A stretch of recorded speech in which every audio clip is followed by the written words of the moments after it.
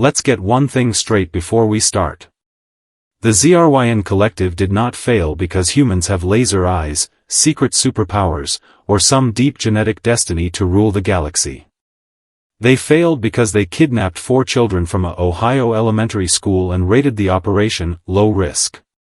Somewhere in that decision tree, an alien with 3 eyes and a clipboard looked at a species that invented dodgeball, standardized testing, and the Girl Scout cookie industrial complex, and thought, sure, easy specimens. That's not intelligence gathering. That's a corporate team-building exercise gone catastrophically wrong. The abduction itself was almost insultingly casual.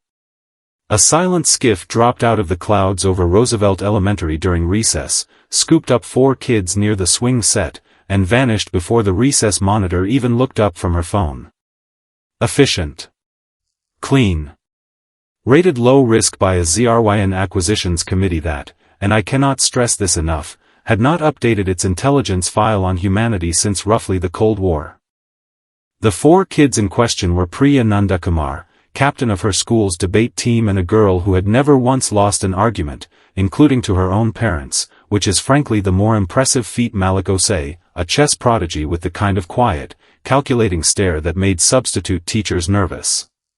Finn Callahan, a Boy Scout so committed to badge completion that he had once built a working water filtration system for a merit badge nobody asked him to pursue. And Dee Park, the quiet one, who read tactics manuals for fun and had memorized the layout of her own school down to which floor tiles squeaked. The ZRYN had, in short, abducted a debate champion, a chess master, an engineer in training, and a strategist. And they filed it under low risk. The ship itself was the kind of vessel designed to impress. Curved white corridors, ambient humming, the works. The ZRYN were tall, thin, faintly luminous beings with an air of permanent, insufferable smugness, the kind you'd expect from a species that had never lost a war because they'd never actually fought one themselves. They preferred paperwork to combat. They loved paperwork the way some people love their pets. Committees. Subcommittees. Risk assessments filed in triplicate. This was a civilization that had achieved interstellar travel and somehow still found time to argue about which department was responsible for filling out acquisition forms. Commander Vresh, the officer overseeing the operation, addressed his team with the confidence of a man who had clearly never met a 9-year-old. Juvenile human specimens, he said, are ideal test subjects. Undeveloped musculature. No weapons training. No tactical education. Compliant by nature. Somewhere in the universe, a butterfly flapped its wings and several thousand human parents simultaneously felt a chill they couldn't explain. The kids woke up in a containment pod that looked like a cross between a hospital room and a fish tank, lit in a soft blue that was probably meant to be calming and instead just made everyone look like they'd been left out in the rain. Priya woke up first, blinked twice, assessed the situation, and said, "Okay, does anyone else find it weird that the walls are curved? That's a structural weakness. Corners are stronger." Finn was already inspecting the door hinge. "This is a magnetic seal. I did a whole badge on basic locking mechanisms. Give me 20 minutes. Malik hadn't said anything yet. He was watching the guard outside the pod, who stood in the exact same position, shifting his weight every 90 seconds like clockwork. Malik counted silently. Chess players notice patterns. It's basically the whole job. Dee, meanwhile, was lying very still with her eyes half closed, looking for all the world like a scared, sleepy child, which was exactly the impression she wanted to give, because while she looked terrified and small, she was quietly counting vents, memorizing hallway turns from the brief glimpse she'd gotten before the pod door closed, and identifying which wall panel had a slightly different hum than the others. Spoiler, that panel was a maintenance access hatch. Dee doesn't miss things. Dee just lets you think she does. When the guard finally opened a small food slot to push through some gray nutrient paste, Finn immediately stuck his hand through and said, with the deadly seriousness of a hostage negotiator, "We need actual food. Also napkins." Also, is there a bathroom situation, because that's a basic human rights thing where we're from. The guard, a low-ranking ZRYN named Osat who had signed up for this job because it promised minimal combat exposure, stared at the small human demanding napkins and felt, for the first time in his career, a deep and nameless unease. Back in command, Vresh reviewed the incident report on the napkin demand with visible confusion. "This is not compliant behavior," he said.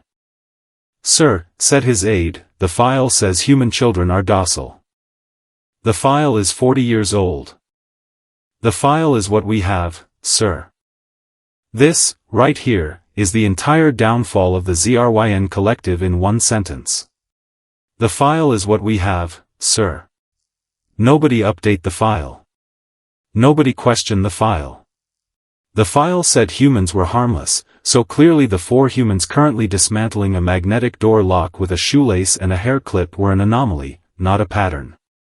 Finn had gotten the door panel open within the hour, using nothing but a bent hairpin, a scout knife the ZRYN had somehow failed to confiscate because it looked, in their words, ceremonially insignificant, and the kind of stubborn patience that only comes from a kid who has genuinely sat through a 45-minute lecture on proper knot tying because he wanted the badge. He didn't open the door all the way. That would be reckless.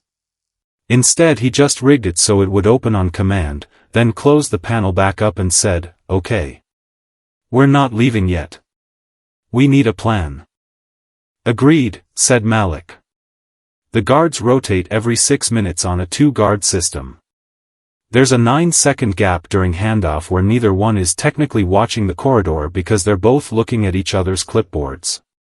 "That's our window." "How do you know that?" said Priya. "I've been counting. It's basically chess. You don't move until you see the gap." Priya nodded slowly, already pivoting into her actual specialty, which was not locks or patterns but people. Specifically, exploiting the fact that the ZRYN were a species that worshipped procedure. She had noticed, during their one supervised assessment interview with a mid-level ZRYN official, that any mention of improper treatment, protocol violations, or potential diplomatic incidents made the official visibly panic and start taking notes. "They're terrified of paperwork," she said. "Like, genuinely terrified. If I tell them we're filing a formal grievance about unlawful detainment of minors under interspecies treaty law, they don't know if that's real, but they're too scared to find out it isn't." "Is that real?" Finn asked. "No idea. But they don't know that either." This is the part of the story where I'd like to point out that Priya was 9 years old and had just invented international law as a hostage negotiation tactic. The ZRYN collective had encountered several dozen species during its expansion, and not one of them had thought to simply lie confidently about legal paperwork. Humanity's secret weapon was never going to be plasma cannons. It was always going to be a 9-year-old who'd watched her parents argue with customer service representatives enough times to know exactly which tone makes an authority figure sweat. Priya requested a formal meeting with Ship Command, citing improper treatment of minors and threatening a complaint to what she called the Human ZRYN Standards Council, a body that did not exist, had never existed, and would never exist, but which she described with such calm, specific authority that the mid-level official taking notes wrote down the entire fictional name and then asked her to spell it. While Priya kept command distracted with a 40-minute meeting about grievance procedures, Dee slipped out of the pod during the 9-second guard rotation gap, exactly as Malik had calculated, and made her way to the maintenance hatch she'd identified earlier. Nobody noticed a quiet, small girl moving along the wall panels, because nobody had been watching her. Nobody ever watched Dee. That was the whole point. Inside the maintenance shaft, Dee found the ship's internal comms relay and did something wonderfully petty and wonderfully effective. She rerouted half the corridor lighting circuits into the comm system, creating a feedback loop that made every alarm on that deck blare at once while simultaneously killing external communications to the bridge. It wasn't sabotage in the dramatic Hollywood sense. It was the electronic equivalent of unplugging the router and hiding the remote. Which, if you've ever seen what happens when a bureaucracy loses its internal communications, is somehow more devastating than an explosion. By the time Vresh realized his ship had gone half-deaf, Finn had already popped the containment door for real. Malik had timed their movement through the corridor with the precision of a man setting up a mating net 6 moves in advance, and Priya had wrapped up her fictional legal complaint with the parting line, "We'll be in touch about damages," which, again, 9 years old. What followed on the security footage the ZRYN would later review approximately 11 times in stunned silence, was 4 human children moving through an alien warship not like commandos, but like kids running a slightly chaotic recess game that happened to have unusually high stakes. Finn jammed 2 more doors using improvised tools. Malik called out guard positions like he was reading off a chessboard, occasionally muttering things like, "No, don't go left, that's a trap, there's a guard blind spot but it's a dead end." Priya talked her way past 2 separate patrols by insisting, with total conviction, that she and her friends had clearance from command regarding the grievance proceedings, which was such a specific and boring-sounding lie that both guards simply let them pass rather than deal with the paperwork of stopping them. Dee, having finished her sabotage, met the group at the shuttle bay entrance, having already disabled the bay's lockdown protocol from the inside because, again, nobody had been watching the quiet girl. Commander Vresh finally burst onto the bridge, alerted by an officer who looked personally offended by what he was about to report. "Sir, the specimens are in the shuttle bay." "That's impossible. They're children."